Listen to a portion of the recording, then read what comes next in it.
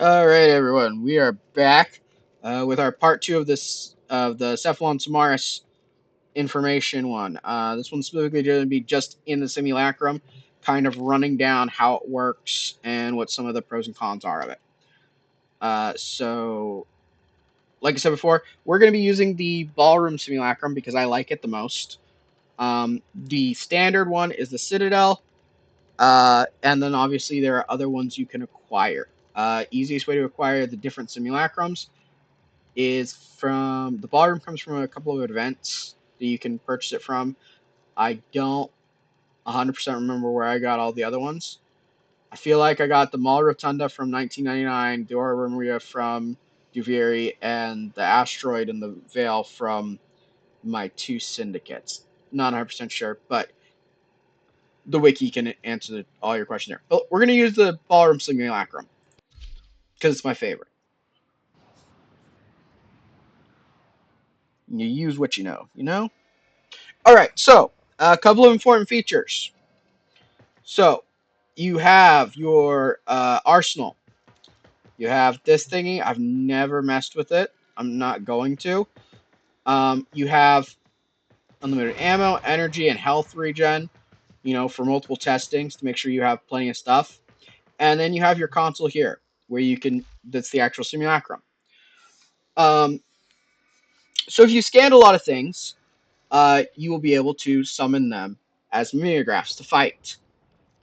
A common tactic is to take the corrupted heavy gunner Eximus unit and test everything on that because it's one of the strongest units in the game, or was. Don't know if it still is, but a lot of testing from videos I used to watch when I was first starting was always testing against that to see if it would work. So, however, more recently, what was added is the battle group functions, which is really cool because they have a variety of armor types within the group, so you can test whether a weapon is going to work against all the people in a mission, or maybe only some of them really well. It's kind of a tactics builder thing. We're just going to go with a standard Grineer battle group, though, just test how it works. And so there are basic functions over here, like you can set them to steal path, you can turn on friendly fire for if more than one person is inside with you. Companion invincibility. This is more if you have a flesh pet. That sounds really awkward.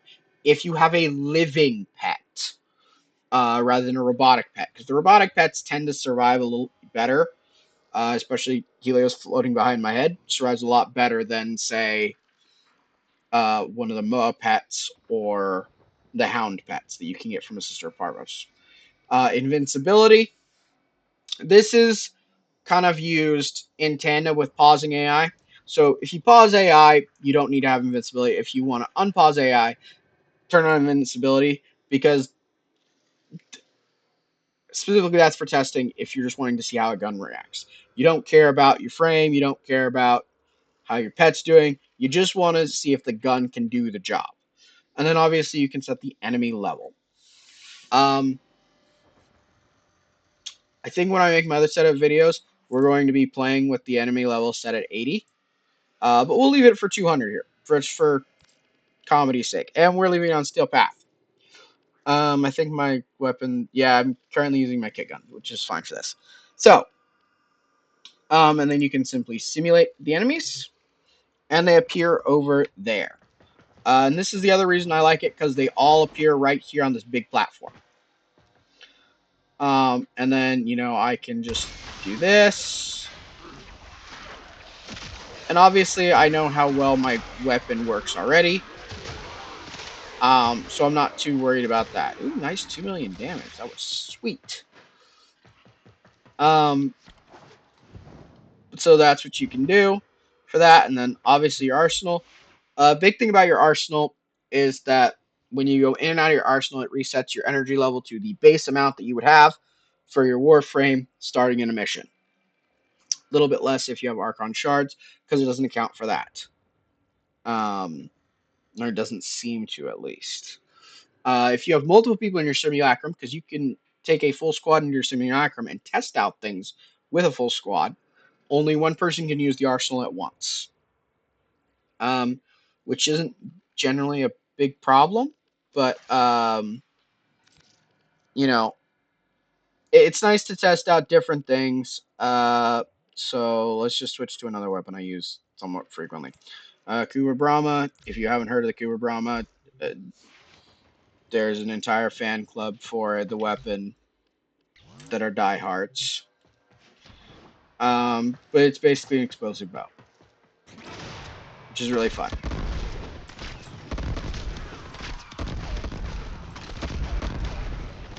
Okay.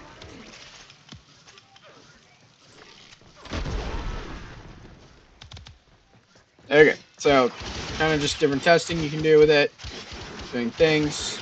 Uh, but like I said, some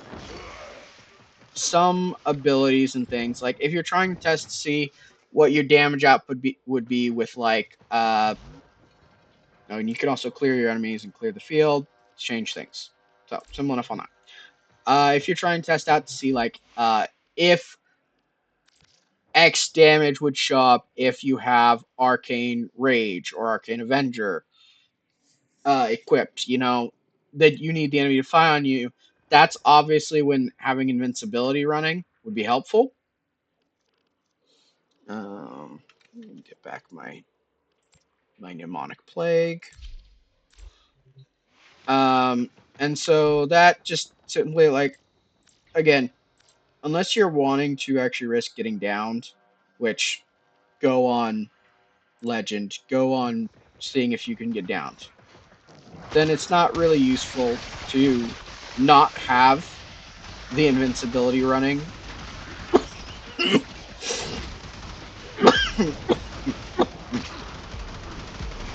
Sorry.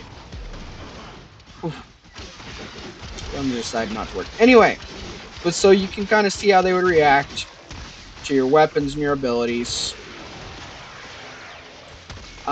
better than just leaving them stationary. So it's useful to use either mode, both modes, whichever you're feeling like. But it also just whatever works for you. Like if you're just wanting to see what the damage would do to the different enemy types, don't unpause the AI. Your quantitative testing is, does this work on this enemy? Yes, no. If you're wanting to see how a gun would function in combat, but don't want to risk being downed, turn on invincibility, unpause the AI, and go for it. If you're wanting to get a real feel, test out like the defensive capabilities of your Warframe, turn off invincibility,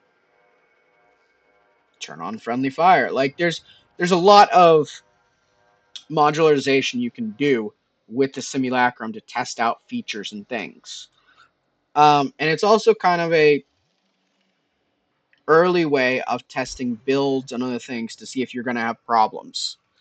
You know, because you can see how quick you run through energy. Like, say you're playing a caster style frame where you're going to be casting abilities a lot, and you want to see how fast you burn through energy fighting enemies. Like, that's something you can find out here in a closed testing site, essentially, to kind of prepare yourself for running an actual mission so that you don't just crash and burn or have to rely on other things. The only thing I don't think is, can I summon in my...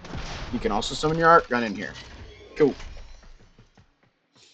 So there's a lot of things. I don't think they'll let you play with your...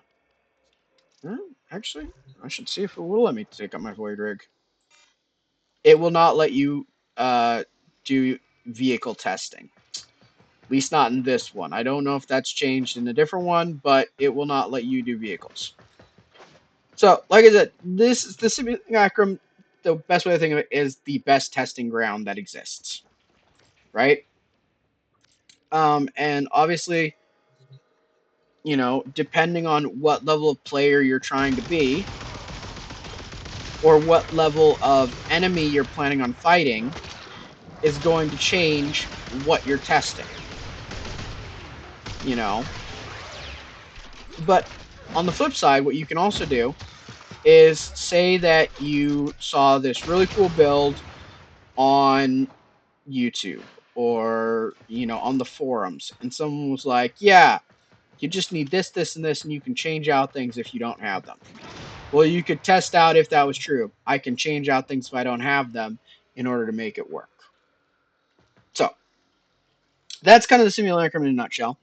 I may do some more videos on the simulacrum, kind of like my general approach to modding weapons. Probably do a video or two on that. But that'll be it for this one. And yeah, I hope this is helpful to someone. Thank you guys for watching. Have a wonderful day. Thanks. Bye.